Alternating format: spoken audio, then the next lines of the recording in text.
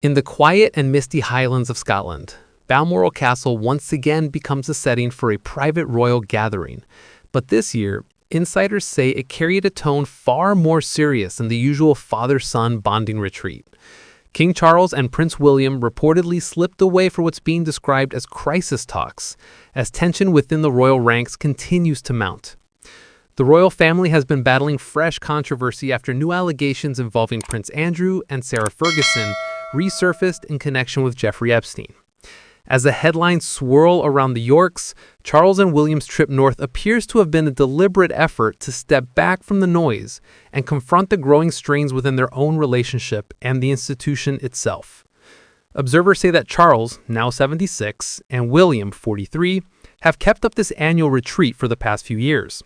Their walks through the Scottish countryside have become a quiet tradition, one part reflection, one part royal strategy session. But this year, the tone shifted. Sources close to the palace suggest the king had grown increasingly frustrated with William's impatience and assertiveness. While Charles deeply appreciates his son's growing leadership role, he reportedly felt the need to remind them that the crown is still his to carry, and he's not ready to hand it over just yet. The trip, insiders claim, offered the privacy both men needed to clear the air. Charles wanted to address not only their personal dynamic, but also the broader family rifts that continue to cast a shadow over the monarchy. Since being diagnosed with cancer last year, the king is said to have embraced a more forgiving outlook, focusing on healing old wounds. William, however, is believed to be far less inclined toward reconciliation, a difference that has become a point of friction between them. The discussion reportedly turned to Prince Harry, whose fractured relationship with his brother remains one of the royal family's most painful divisions. Charles is said to have urged William to ease his anger and consider extending some degree of forgiveness. According to those close to the monarch, Charles believes unity will be crucial for the crown's future. He understands William's resentment, but fears that continuing hostility toward Harry and Meghan could deepen the damage to the family's image. Charles's message to his son was said to be firm but measured. Showing mercy doesn't mean forgetting past betrayals, but rather demonstrating strength through restraint. He also reassured William that he's not about to restore Harry to his former royal standing. This isn't about rewriting the past, but about stabilizing the future. In Charles's eyes, alienating Harry and Meghan any further would only create more chaos, not less. The king's strategy appears consistent across the board. His handling of Prince Andrew, who continues to reside at Royal Lodge despite public criticism, reflects the same patient, calculated approach.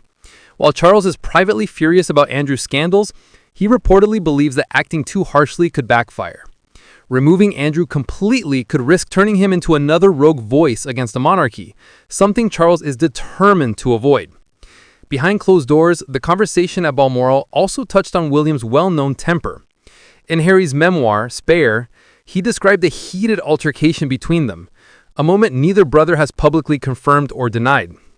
Sources suggest Charles warned his son that as a future king, he must learn to control his emotions and think strategically. He reminded him that the monarchy thrives on diplomacy, not division. He urged William to channel his frustration into leadership and to remember that being king is a lifelong test of patience. By the end of their Highland retreat, not every issue had been resolved, but those close to the family say the mood between father and son had softened.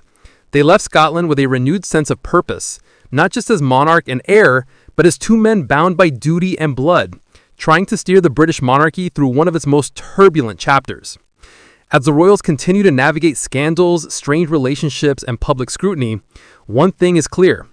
King Charles is playing the long game, hoping to hold his family together, even as the pressures of power threaten to pull it apart.